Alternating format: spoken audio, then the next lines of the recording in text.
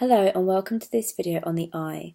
This section is for biology triple students only, and in this video I will cover the structure of the eye as well as the eye's accommodation and adaptation reflexes.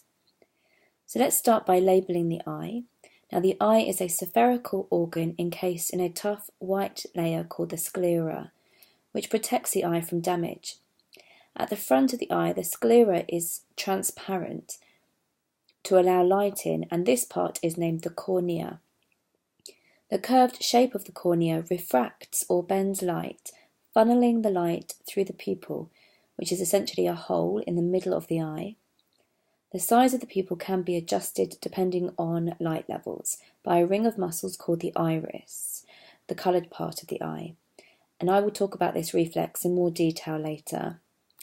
Behind the pupil is a transparent disc called the lens, which is held in place by suspensory ligaments and the ciliary muscles, which work together to adjust the shape of the lens to focus on near and distant objects. Once light has travelled into the eye, it falls on a blanket of light-sensitive receptor cells in the retina, which convert light signals into electrical impulses, and these impulses are sent to the brain for processing via the optic nerve. Adaptation is one of the two reflexes I wish to go over. The retina contains receptor cells called rods, which are sensitive to dim light, as well as other receptor cells called cone cells that allow us to see in colour. Both sets of cells are delicate and easily damaged by too much light.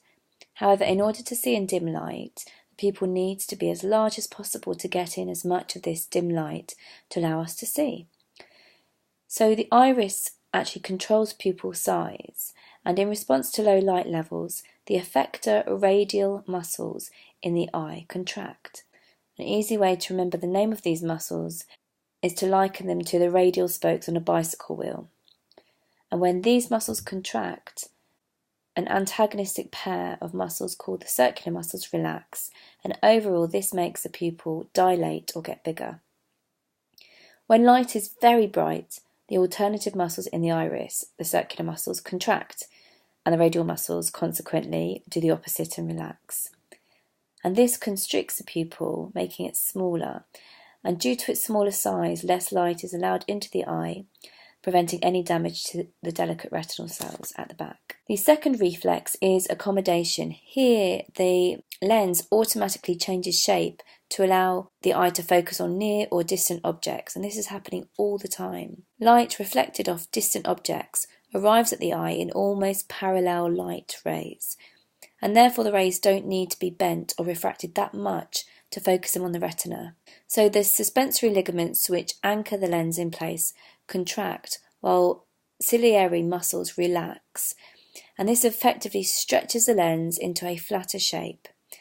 And this flatter shape means that there is less refraction of light. The opposite of this actually occurs when focusing on close objects.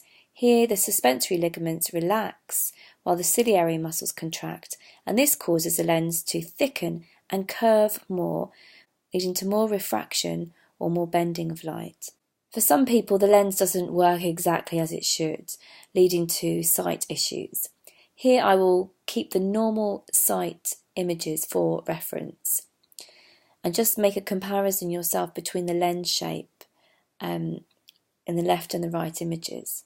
So short-sightedness or myopia is a condition where people can't focus on distant objects very well, either because the lens is too curved or the eyeball shape is too long. As a result, light is refracted more than necessary, and the focal point falls just short of the retina, making the image appear very blurry.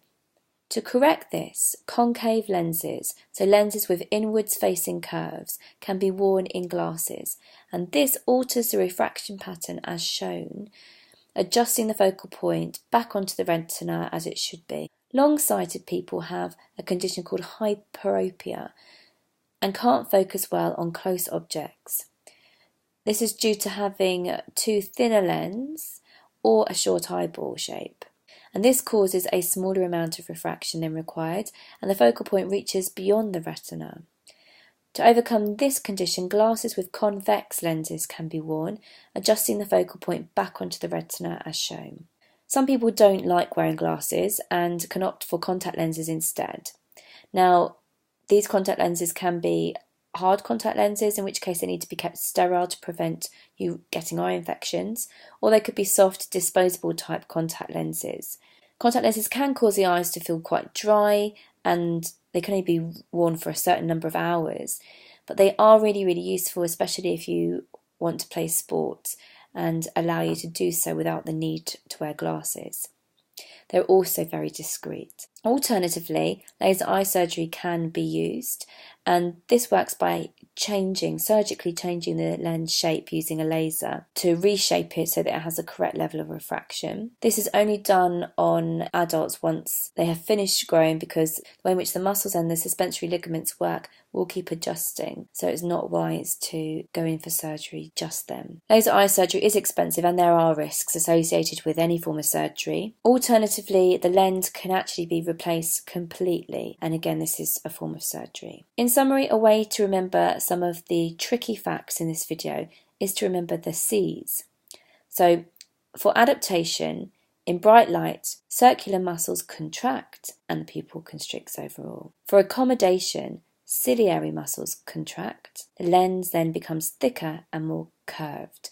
If you can remember this bit of information, then the opposite will be true for dim light and with distant objects. So please do tune in again, and thanks for watching.